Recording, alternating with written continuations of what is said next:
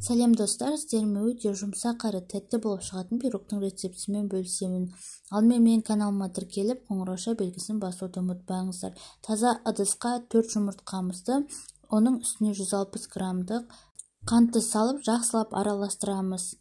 Миксердің көмегімен араластыру уақыты 15-20 минуттай болу қажет. Міне араластырған кезде бізде осындай аппақ көпіршік болып көтеріледі. Міндетті түрде сіздерде солай болу қажет. Араластырып болған соң, дайын болған жұмыртқаның үстіне 4 ас қасық сүтімізді және де 120 граммдық ұнымызды мискадан өткізіп қосамыз. Міндетті түрде ұнды мискадан өткізіңіздер, өйткені сіздердің қамырларыңызда комочка қалмау үшін.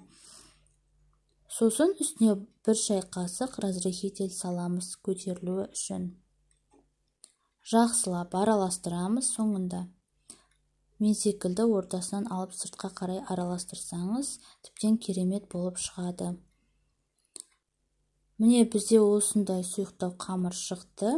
Бұл қамырды менде 24 диаметрлік ыдысқа, домалақ ыдысқа салып, 180 градуста 25-30 минутқа пісіреміз. Суытып алған пирогымыздың үстіне сгущенка құямыз. Және де үстіне кез келген жемісті қойсаңыз болады.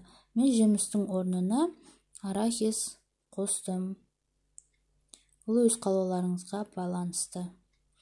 Міне бізде осымен керемет, дәмді, жұмсақ, тәтті болып шығатын пирог дайын болды.